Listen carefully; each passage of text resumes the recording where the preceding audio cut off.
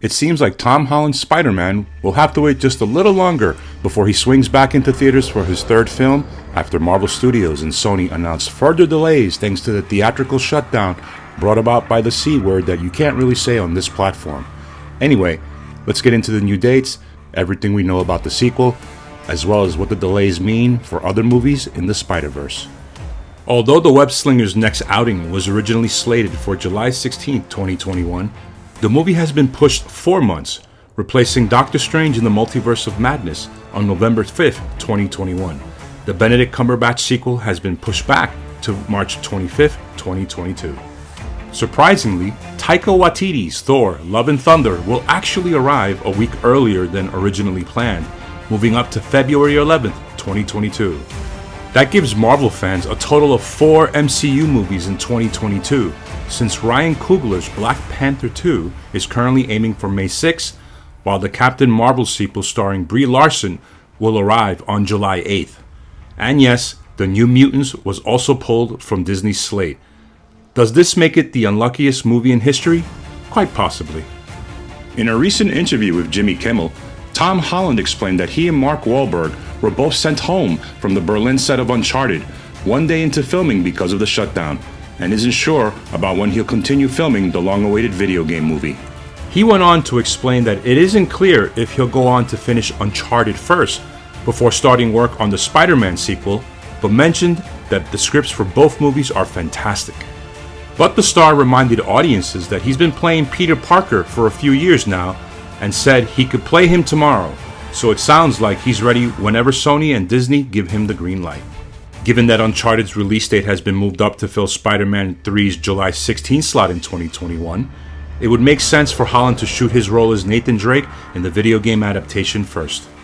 Although because Spider-Man will probably be a safer bet commercially, it would be understandable if the studios later shifted those dates once again.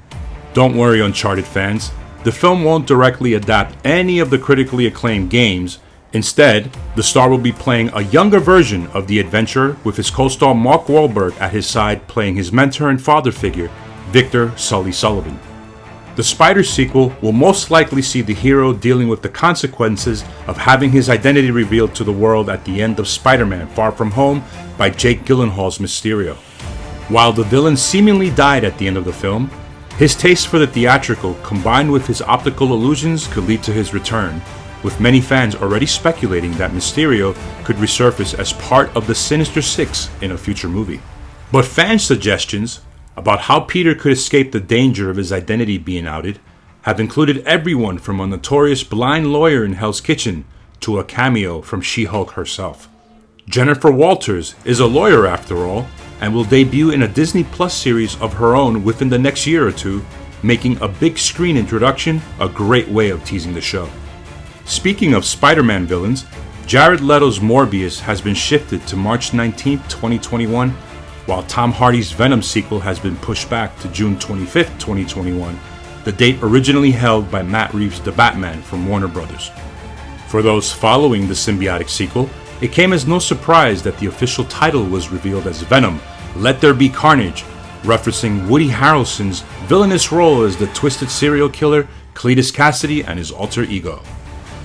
Tom Hardy recently teased Tom Holland's potential involvement in the Venom series in a swiftly deleted Instagram post showing the symbiote eating Spider-Man. Fans have long debated if and when the Wallcrawler would appear in the Sony spin-off movies, and it seems Hardy's eager to work opposite Holland. There's been plenty of discussion on how the two would meet, since Venom takes place in San Francisco, but a popular theory suggests that Peter goes on the run following the dramatic ending to Far From Home and winds up meeting Eddie Brock on the West Coast. The theory is also backed up by the recent Morbius trailer, with graffiti of the hero with the word murderer plastered over the top, alongside set photos showing the Daily Bugle headlines asking where Spider-Man's disappeared to. Obviously, these aren't the only nods in the Sony-Verse to Peter Parker, with Michael Keaton's Vulture from Spider-Man Homecoming briefly appearing in the initial Morbius trailer. But thanks to the delays, it'll be some time before fans get any answers. And if Spider-Man winds up appearing in a Venom movie, it would be criminal not to see a comic-accurate version of the black suit, since the Web-Slinger gets a slick new costume with each new film. Sure, We saw a version of it in Tobey Maguire's Spider-Man 3, but Sony would have a chance to get the suit done properly this time. It might not have the Secret Wars number 8 backstory like fans know and love, but it would be a crowd-pleasing moment to see Holland donning the iconic design. As well as Morbius and Venom, Sony had a mystery Spider-Man project in the works which was aiming for an October 8, 2021 release date, but that too has been pushed back with no confirmed date. It's likely that this untitled project was another solo film with a character from the Spider-Man properties owned by Sony. There's been speculation around several characters that the film may focus on, including Madam Web and Spider-Woman. A Madam Web movie was confirmed to be in the works late last year, with the Morbius writers working on the spin-off. But we're going to speculate that it might focus on Kraven the Hunter, since a movie based on the villain was in development in 2018, and Spider-Man 3 director John Watts also previously mentioned his love for the character when discussing the next sequel. Watts explained that Kraven would be tricky to adapt, but the aim is to pick a villain who is a difficult challenge for Peter. There was even an Easter egg for the Hunter spotted on the Morbius set last year, so it's not impossible that the legendary villain might arrive to track down Spider-Man in the next few years, but we'll keep you updated in the future. Let's quickly circle back to the Jimmy Kimmel interview. Tom Holland also told the host that Ryan Reynolds sent him a case of his aviation gin with a playful note that read, "Some friendly neighborhood spider gin." Some fans on Twitter took the pair's friendship as a potential jumping off point for a team-up between Spider-Man and Deadpool in the future. The pair have worked together a number of times in the comics, with the Spider-Man Deadpool series running for 50 issues from 2016. After Disney acquired Fox, Deadpool is currently owned by Marvel Studios, with Reynolds himself confirming that he's working on Deadpool 3 with the studio.